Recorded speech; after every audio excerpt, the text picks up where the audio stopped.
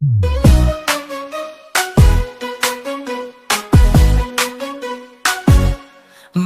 bergerak bersama guru penggerak, menebar manfaat bagi pendidikan merdeka. Lekas bergerak dalam pendidikan penggerak, ciptakan generasi unggul penopang bangsa. Mari bergerak, lekas bergerak, dan selalu menggerakkan. Mari bergerak, lekas bergerak, dan selalu menggerakkan. Mari bergerak bersama guru penggerak, menebar manfaat bagi pendidikan. Assalamualaikum warahmatullahi wabarakatuh. Bapak, apa kabarnya Pak hari ini? Waalaikumsalam, kabar baik. Ya, mohon maaf ini Pak mengganggu waktunya. Jadi kami di sini ingin menyelesaikan tugas modul 3.1 terkait tentang pertanyaan kepada pimpinan tentang dilema etika, Pak. Baik, Pak. Untuk yang pertama Pak ya, selama ini bagaimana Bapak dapat mengidentifikasi kasus-kasus yang merupakan dilema etika atau bujukan moral, Pak? Dilema etika, ya, kalau kita bicara etika artinya kita bicara tentang perilaku-perilaku, nilai-nilai moral, ya, nilai-nilai moral dalam setting sekolah, di lingkungan sekolah yang dipandang tidak bermoral, seperti itu kan, dipandang tidak bermoral atau menimbulkan dampak-dampak yang merusak, dampak-dampak yang mengganggu, ya, dampak-dampak yang tidak sehat, itu bahasanya, ya. Nah, jadi ini merupakan kondisi alamiah yang terjadi di lingkungan sekolah, ya, yang ditandai diantaranya terjadinya konflik baik antar guru, ya, antar guru itu juga merupakan dilema etika. Misalnya ada guru yang mengalami hambatan komunikasi, ada guru yang terjadi cekcok, ya, karena ini juga terkait dengan etika mereka. Namun terkait dengan tugas mereka sebagai tenaga pendidik, seharusnya memang tidak harus terjadi, tidak mesti terjadi cekcok, ya, tidak harus terjadi cekcok, karena mereka adalah orang-orang yang cerdas, yang memiliki kepekaan tentang bagaimana menyikapi sesuatu, begitu. Baik, jadi begitu ya Pak ya. Selama ini bagaimana Bapak menjalankan pengambilan keputusan di sekolah Bapak, terutama untuk kasus-kasus di mana ada dua kepentingan yang sama-sama benar atau sama-sama mengandung nilai kebajikan, Pak? Dalam pengambilan keputusan, kepala sekolah tidak boleh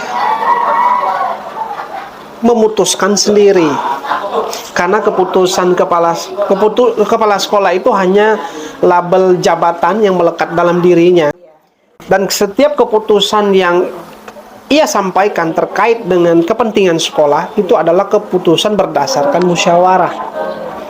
musyawarah, bukan keputusan yang dihasilkan dari, ya, ini keputusan saya, mau tak mau semua harus mengikuti.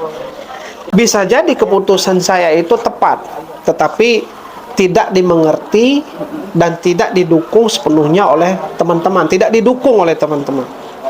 ya.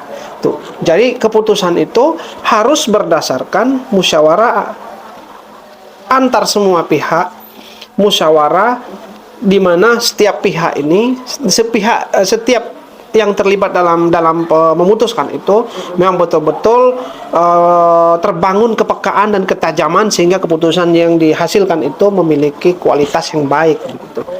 Nah, jadi kita tidak ada maknanya kita sama-sama ada istilahnya, ada dilema dua keputusan yang sama-sama baik. Pasti diantaranya ada skala prioritas, ya. Jadi ada istilah skala prioritas yang harus kita dahulukan daripada yang lainnya. Tapi ini pun sifatnya bukan karena kita memilih, karena kalau ketika kita memilih satu di antara dua, itu artinya kita terbelenggu oleh satu nilai kepentingan, seolah-olah mementingkan sesuatu dibandingkan yang lainnya, ya. Menarik sekali ya Pak ya. Selanjutnya Pak, langkah-langkah atau prosedur seperti apa yang biasa Bapak lakukan selama ini Pak? Baik, saat kita bicara tentang pengambilan keputusan, artinya kita berusaha untuk mengatasi suatu permasalahan, ya kan? Jadi yang paling utama adalah bagaimana saya bersama tim, ya, seluruh dewan guru ataupun siapapun yang terlibat di situ memahami dengan baik secara detail masalah yang terjadi itu apa, begitu. Masalah yang terjadi itu apa? Maka di sini betul-betul harus duduk bersama, ya, duduk bersama. Kemudian kita mencoba mengamati masalah itu apa. Kemudian ingat, tapi namun dalam proses pengamatan itu kita melihat masalah itu dari sudut pandang kepentingan bersama, bukan dari sudut pandang kepentingan individu masing-masing. Ya, jadi saat kita mengamati permasalahan itu betul-betul dilihat bukan atas dasar penilaian subjektif masing-masing yang terlibat, namun merupakan penilaian objektif. Karena setelah kita nilai secara objektif, maka kita akan mengetahui, ya, solusi apa yang terbaik untuk masalah tersebut. Nah, sehingga masing-masing pihak yang terlibat duduk bersama tanpa saling memaksakan kehendak, ya, tanpa mengabaikan kepentingan bersama, ya. Jadi untuk mencari solusi atas permasalahan yang terjadi. Jadi kita bersifat melibatkan semua pihak, ya. Dalam pengambilan keputusan itu nggak boleh keputusan sendiri, tapi keputusan semua pihak dengan ketajaman melihat permasalahan, ya. Bukan ya voting, gimana ini solusinya gimana, setuju nggak setuju, ini nggak ada. Jadi kita berupaya membangun budaya melek atas permasalahan, gitu. Baik, selanjutnya hal-hal apa saja yang selama ini Bapak anggap efektif dalam pengambilan keputusan pada kasus-kasus dilema etika, Pak? Sebetulnya tidak ada satu tidak ada cara terbaik dalam mengatasi suatu permasalahan. Semuanya itu bergantung pada situasi dan kondisi yang terjadi di lapangan. Kalau kita terikat dengan satu pola terbaik, maka seakan-akan kita selaku pendidik itu terbatas, ya, memiliki keterbatasan dalam mengatasi suatu permasalahan. Kita harus berpikir secara komprehensif. Kita harus betul-betul memahami realita yang terjadi tentang etika yang ada di lapangan, seperti apa realita etikanya. Lalu kita mencoba secara bersama membangun kedalaman pemaknaan tentang realita permasalahan tersebut, masalah etika tersebut. Yang esensinya adalah bahwa kita belajar, ya, kita disiplin. Disiplin itu artinya kita belajar. Belajar itu artinya tidak memaksakan pemaknaan sendiri, tetapi melihat bagaimana permasalahan tersebut akan bisa diatasi dengan baik, sehingga efek positifnya terhadap kondisi pendidikan di sekolah akan baik. Ya, itu aja. Oh, baik. Jadi seperti itu ya, Pak, ya. Apakah Bapak memiliki sebuah jadwal tertentu dalam sebuah penyelesaian kasus dilema etika, atau apakah Bapak langsung menyelesaikan di tempat? Bentuk atau prosedur seperti apa yang Bapak jalankan? Saya tidak terbiasa dengan jadwal. Ya, tidak terbiasa dengan jadwal. Jadi permasalahan etika, permasalahan perilaku, ya, intinya, ya, itu tidak ada proses. Ya. Jadi kita tidak ada proses. Tidak ada proses artinya apa? Ketika ada proses, maka permasalahan tersebut menurut saya tidak akan ada endingnya.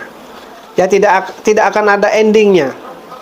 Jadi permasalahan etika tersebut segera kita tuntaskan pada waktu itu dengan menjalin komunikasi, koordinasi, ya, dan membangun kesadaran dan kepekaan satu sama lain. Intinya begitu. Ya, sehingga sehingga problem itu tidak terjadi lagi. Gitu kan, tidak menjadi hal yang rutin terjadi di lingkungan kita. Baik Bapak, selanjutnya adakah seseorang atau faktor-faktor apa yang selama ini mempermudah atau membantu Bapak dalam pengambilan keputusan untuk kasus-kasus dilema etika? Ya, tentu kita kepala sekolah ini ada tim kerjanya, ada bidang-bidang yang menangani tentang etika, seperti misalnya kalau tentang siswa itu ada bidang bimbingan dan konseling gitu kan. Kemudian ada juga bidang kesiswaan ya yang menangani masalah-masalah etika terkait siswa. Kita juga punya guru-guru senior. Pada prinsipnya siapapun yang ada di sekitar kita adalah rekan, kita adalah tim, semua masukan dan input positif dalam penanganan masalah etika itu selalu kita akomodir dan kita terapkan bersama dalam mengatasi permasalahan etika terkait siswa. Kepala sekolah intinya tidak bisa menyelesaikan sendiri setiap permasalahan. Jadi gini Pak ya, dari semua hal yang telah Bapak sampaikan, pembelajaran apa yang dapat Bapak petik dari pengalaman Bapak dalam mengambil keputusan dilema etika, Pak? Ya, intinya ketika kita berbicara etika atau pelanggaran terhadap segala sesuatu, kita tidak boleh serta-merta menjustifikasi karena seringkali orang itu ketika melihat suatu pelanggaran dia langsung menjustifikasi itu sebagai suatu kesalahan ya. Nah, padahal kita belum mendalami secara persis apa realita yang sebenarnya terjadi. Misal katakanlah anak yang yang sering datang terlambat ke sekolah, katakanlah seperti apa. Ya, kita menganggap itu sebagai suatu pelanggaran, sebagai dilema etika, gitu kan. Nah, kenapa? Kita nggak mendalami secara detail apa sebenarnya yang terjadi pada anak itu, ya kan? Kondisi lainnya yang mempengaruhi dia terlambat datang ke sekolah apa? Karena bisa jadi dia terlambat ke sekolah itu ada faktor lainnya, ya, ada faktor lainnya yang memang tidak mampu membuat dirinya itu datang tepat waktu, gitu. Nah, makanya kesalahan utama kita ya dalam memutuskan sesuatu yaitu terlampau cepatnya kita menjustifikasi sebuah kesalahan dan kita tidak melihat kesalahan itu ya sebagai sesuatu yang sebenarnya membuat kita dewasa dan lebih belajar. Jika setiap permasalahan etika itu kita anggap sebagai ya seperti mutiara berlian yang sebetulnya mampu membuat kita belajar lebih dalam lagi tentang esensi hidup dan esensi manusia, maka seharusnya kita tidak menolak atas semua permasalahan etika, tapi justru ini menjadi input positif bagaimana kita membangun lingkungan hidup yang benar-benar hidup, ya, lingkungan hidup yang benar-benar hidup tanpa konflik, ya kan, tanpa kedangkalan dalam menilai, ya. Orang akan belajar saat kita sama-sama memaknai hidup ini sebagai satu bagian yang sama, ya, itu saja. Baik Bapak, super sekali jawabannya. Terima kasih atas waktunya untuk hari ini. Sama-sama. Saya akhiri, wassalamualaikum warahmatullahi wabarakatuh. Waalaikumsalam.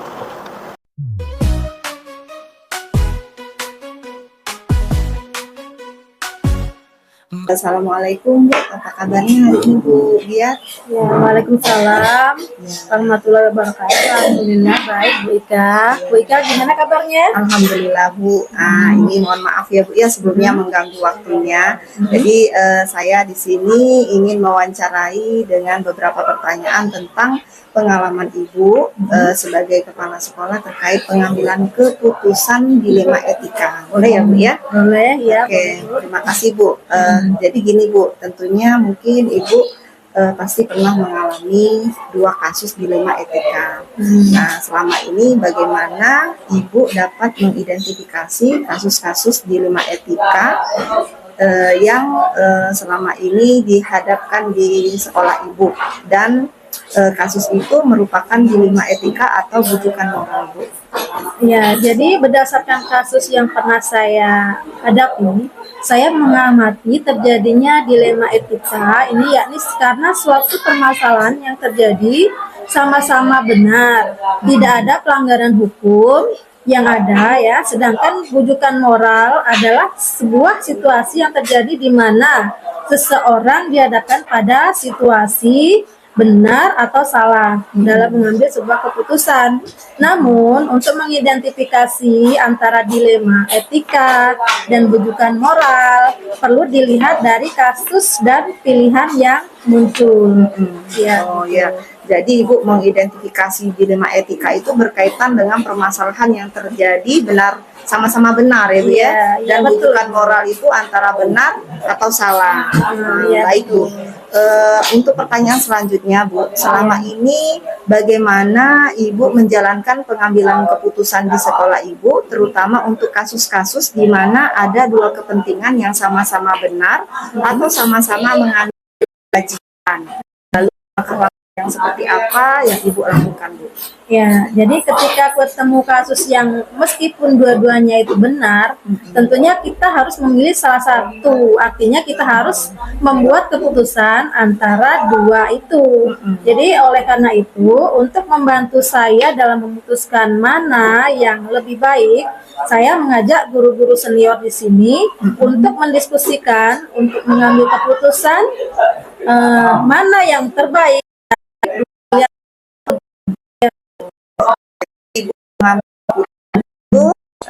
Ngajak guru senior dari sekolah ya. Iya, iya betul Bu. Iya. Jadi itu tujuannya untuk apa, Bu? Nah, ya, jadi tujuannya adalah untuk memperkuat dari pertimbangan yang sudah saya buat, begitu Bu. Baik. Ibu, ini hal-hal apa saja yang menurut Ibu selama ini Ibu anggap efektif di dalam pengambilan keputusan pada kasus-kasus dilema etika, Bu? Ya. Jadi kalau bisa sesegera mungkin diambil keputusan dengan segera memanggil guru-guru senior untuk diajak diskusi dalam pengambilan keputusan. Kemudian menyampaikan secara runtut permasalahannya seperti apa. Karena permasalahan ini harus segera diambil keputusan mana yang terbaik. Serta tidak lupa untuk memperhatikan juga peraturan-peraturan yang ada terkait dengan permasalahan tersebut. Kemudian diambil kesimpulan yang mana terbaik untuk diambil keputusan terhadap masalah-masalah tersebut. Oh ya, Ya. jadi kalau saya perhatikan Ibu mengambil keputusan ini itu berbasis berbasis hasil akhir, Bu ya. Jadi mempertimbangkan beberapa masukan atau saran dari guru-guru senior yang ada di sekolah itu ya. Iya, Baik, pertanyaan selanjutnya ini Bu, selama ini tantangan Ibu dalam mengambil keputusan di sekolah itu apa saja, Bu? Jadi tantangannya itu adalah bagaimana menyampaikan dasar pertimbangan saya dalam pengambilan keputusan itu kepada seluruh warga sekolah. Jadi bagaimana para guru, karyawan, bahkan siswa untuk memahami apa yang sudah saya putuskan. Karena di sekolah ini kan banyak orangnya, karakternya pun berbeda-beda, sehingga keputusan apapun yang kita ambil, terutama berkaitan dengan dilema etika, semua warga sekolah mendukung, begitu Ibu. Oh, jadi begitu Bu ya. Jadi tantangannya adalah bagaimana memberikan pemahaman dengan warga sekolah agar paham yang menjadi keputusan Ibu itu diambil begitu ya Bu ya. Iya, betul. Lalu apakah Ibu memiliki sebuah jadwal tertentu untuk menyelesaikan atau di tempat-tempat tertentu atau secara spontan dalam menyelesaikan kasus dilema etika ini, Bu? Jadi selama ini saya spontan saja. Karena saya menyadari kasus-kasus yang muncul itu ada dua kepentingan yang harus segera diputuskan. Apalagi ada hal-hal yang mendesak di mana harus segera diambil keputusan yang terbaik. Oleh karena itu, saya tidak pernah menjadwalkan atau menyelesaikan di tempat tertentu. Jadi prinsipnya semakin cepat itu semakin baik Bu ya. Jadi tidak perlu ditunda-tunda atau lagi mendesak begitu ya Bu ya.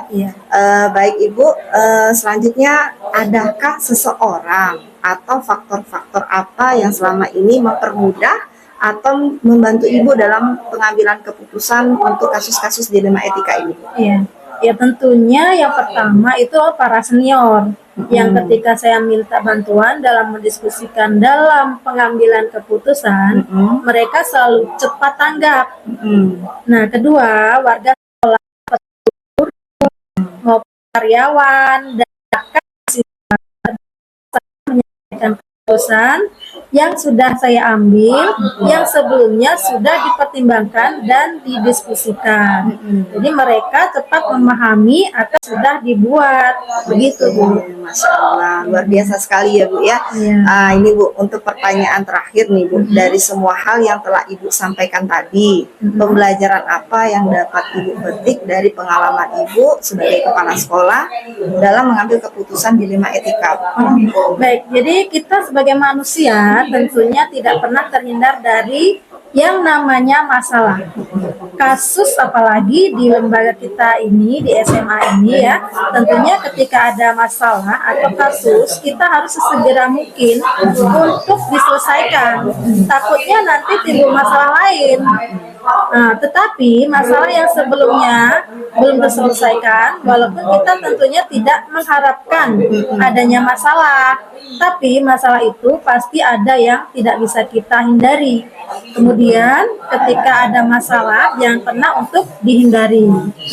Ketiga, ketika memutuskan, putuskanlah dari kedua hal tersebut atau pilihlah pilihan tersebut merupakan hal yang paling bermanfaat untuk orang atau teman yang berkasus dan untuk warga sekolah kita. Baik, itu Ibu. Jadi luar biasa sekali Bu ya atas pengalaman Ibu sebagai kepala sekolah.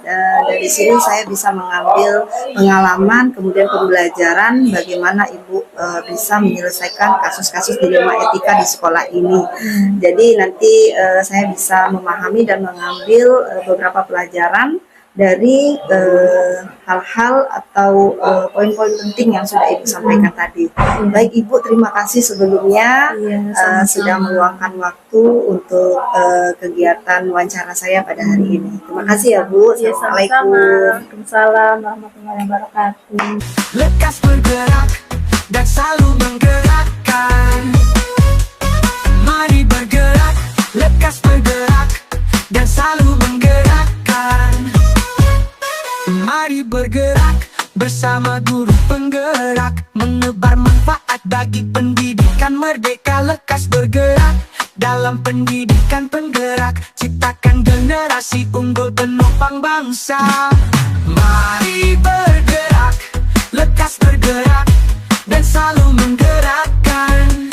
Mari bergerak, lekas bergerak dan selalu menggerakkan.